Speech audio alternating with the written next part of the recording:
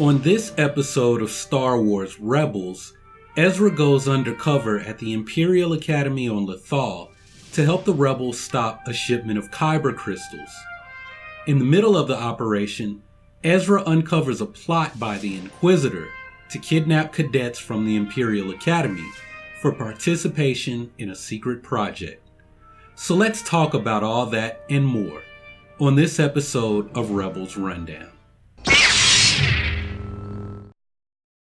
Hey Star Wars fans, my name is Prince and I am an urban acolyte. On this episode of Rebels Rundown, I'm going to review episode 4 from season 1 of Star Wars Rebels, and that would be the Breaking Ranks episode. We learned pretty early that Ezra's working undercover at the Imperial Academy on Lothal, using the name Dev Morgan. As soon as he's introduced, Commandant Oresco and Taskmaster Grint, their commanding officers, place the cadet company inside the well, which is very similar to the box that we saw in the Clone Wars. The point of the assessment is meant to test their strength, agility, and decision making, and we'll see that there are other uses for these assessments too. As no surprise, Ezra finishes first, followed by another cadet by the name of Jai Kell. Ezra and Jai both managed to set course records, and we find out that they've been the top 2 cadets ever since Ezra first entered the academy. Ezra and Jai were followed by a cadet named Zare Leonis to round out the top 3 finishers. Before Jai entered the academy, Zare was actually the top cadet in the squad. This isn't revealed on the episode, but Zare was the star player in the championship gravball team at his last school, Applied Sciences, before he entered the Lothal Imperial Academy. As a reward for finishing in the top 3, Ezra, Jai, and Zare got out of performing extra duties, like additional training, guard duty, or working in sanitation. So see, at some point, everyone has to work in sanitation. While they're in the corridor, Ezra manages to pass a message to Chopper, who is disguised as an Imperial droid. Zare managed to notice the exchange, which raises his suspicion. It's at this point that we learn why Ezra is actually undercover. His job is to secure a decoder from Agent Kallus, so that the rebels can discover the location of a kyber crystal shipment. Kanan says that he's worried about Ezra being undercover so soon, and if you think about it, he has a reason to be worried. If you think back to the Spark of the Rebellion episode, Ezra was captured by the Empire, and he managed to escape on his own. Even more recent was the last episode, Rise of the Old Masters, where Ezra nearly fell to his death during his training, and then he had a close call with the Grand Inquisitor on Stygian Prime. Back at the Academy, Ezra's first attempt to get into Agent Kallus' office proves unsuccessful, so he decides to just go in there and take the decoder. Zare Leonis, who is already suspicious after seeing that exchange between Ezra and Chopper, just happens to show up outside Kallus' office to stop Ezra. Zare tells Ezra that if he had left with the decoder, he would have triggered an alarm all over the compound. Ezra opens up to Zare by telling him the truth, that he needs the decoder to stop a shipment of kyber crystals. Zare appears to want to help Ezra, and he tells him that he knows all about the compound from his sister Dara, who was the star cadet of her class. Zare goes on to say that the Empire told his family that Dara was a deserter, but Zare doesn't believe that story to be true. After they both have a moment of truth, Ezra and Zare decide to team up. What's ironic here is that Ezra doesn't know that Zare is actually already a rebel. Between his graduation from Junior Applied Sciences and his enrollment at the Imperial Academy, Zare blew up an Imperial troop transport tank to avenge his friend Beck, who was taken away by the Empire for attempting to become a rebel. Ezra and Zare decide that they both must finish in the top 3 at the next assessment so that Ezra can get another shot at stealing the decoder while Zare creates a diversion. Unfortunately for them, the next assessment is more difficult. It requires the use of stun blasters in order to operate the obstacle course. Of course, if you're using stun blasters, there's a chance someone is going to play dirty and attempt to use one on a fellow squad mate, as is the case with Cadet Oleg, who is a huge douchebag.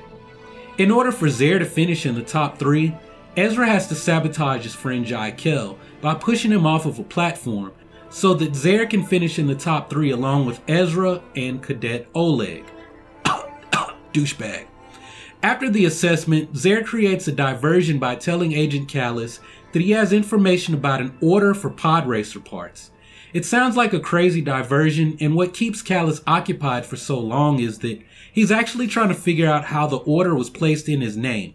It turns out that Zere's girlfriend, Marie Spanjeff, sliced into the academy and made the purchase using Callus's credentials. During that whole diversion, Ezra uses the Force to steal the decoder from Agent Callus. Zere sees the decoder floating through the air to Ezra's hand, and this is actually his first introduction to the Force. Even though Ezra previously told him that he's training to become a Jedi, Zere doesn't really know much about the Jedi or the Force. Just store that in your memory bank somewhere, because we're seeing a time when a lot of people don't talk about the Jedi and don't know anything about the Force. Religions that revolve around some form of worship or study of the Force have been banned by the Empire for about 14 years at this point. Since we're talking about the Force, it turns out that Ezra and Jai's performance on their training assessments has caught the attention of the Grand Inquisitor. Ezra overhears a holocall between Oresco and the Grand Inquisitor, where he learns that the Inquisitor is coming to test them and take them with him for further training, whatever that means. Chopper delivers the decoder to Sabine and Zeb, who are waiting to transmit the intel to Kanan and Hera aboard the Ghost. Ezra informs all of them that he's staying behind to help Jai escape from the Academy, and from whatever plans the Grand Inquisitor has in store for both of them.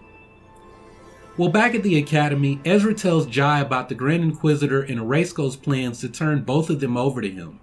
Because Ezra pushed Jai off the platform at their last assessment, well, Jai doesn't really trust Ezra. He says he'd rather stay and get a high rank in the Empire if the Inquisitor trains him. And Zere tells Jai that if he leaves with the Inquisitor, he'll never see his mother. Much like how Zere's family hasn't seen or heard from their sister Dara, who went missing. And Zere believes that Dara was also taken by the Grand Inquisitor. Well, back on the Ghost, we see Kanan and Hera tracking down the Empire's Kyber crystal shipment. Even though this operation is the major plot in the episode, it's taking a back seat to what's going on at the Imperial Academy. Needless to say, Kanan and Hera are successful in destroying the shipment of Kyber crystals, and the rebels are successful at stopping whatever plans the Empire has for that shipment of Kyber crystals. Now I wonder what the Empire might have been doing or building that required them to be searching for large quantities of Kyber crystals. Anyway, back on Lothal, Zere, Jai, and Ezra plan to make their escape following their next assessment.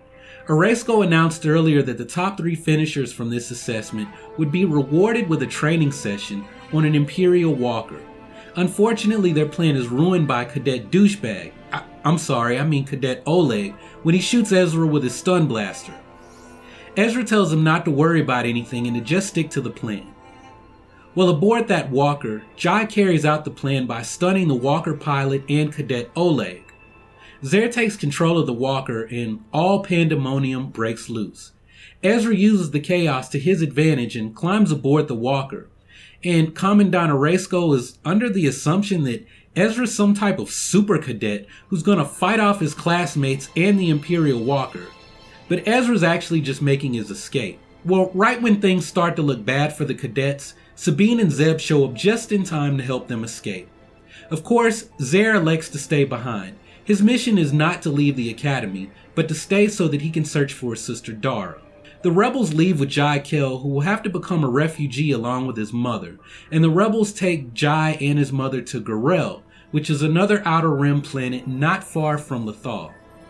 The episode ends back at the academy where Zere is introduced to the Grand Inquisitor. The Inquisitor actually takes Zere away for questioning and to determine if he's also Force sensitive, like his sister, Dara Leonis. So let's move on to my big 3 takeaways from this episode. The first big takeaway is that, well, there are Kyber crystals on Lothal. I mentioned this in my review of the Fight or Flight episode. The Empire is actually confiscating Yogan farms on Lothal to conduct mining operations.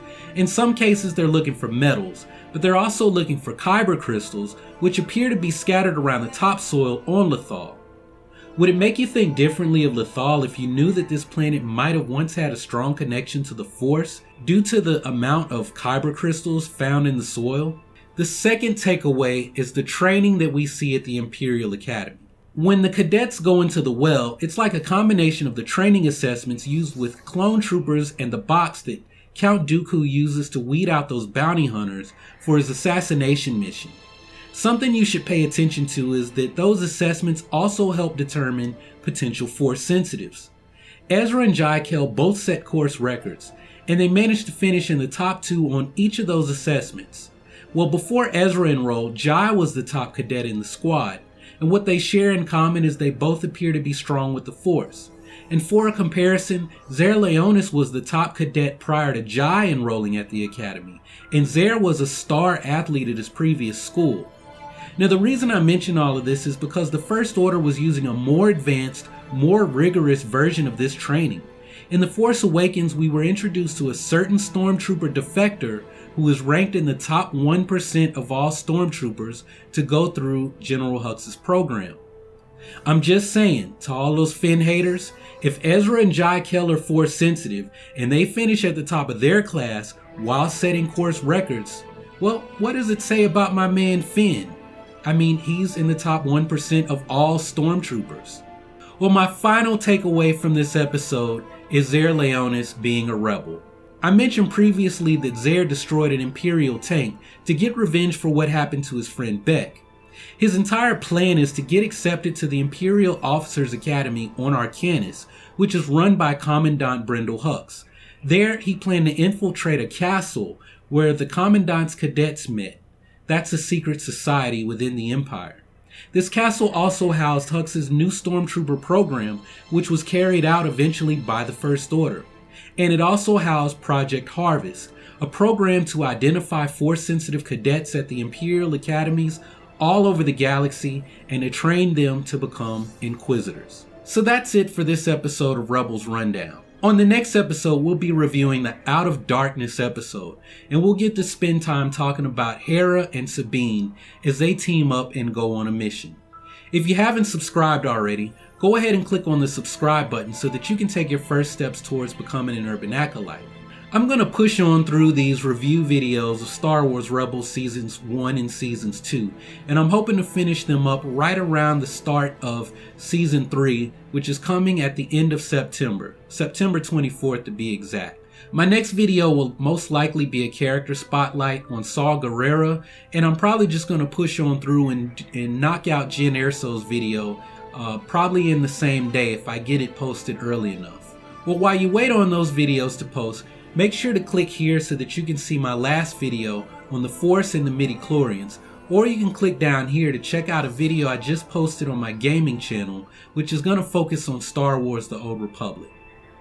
Well, that's all I've got for now, so thanks for watching. Y'all keep on breathing, and may the Force be with you. Always.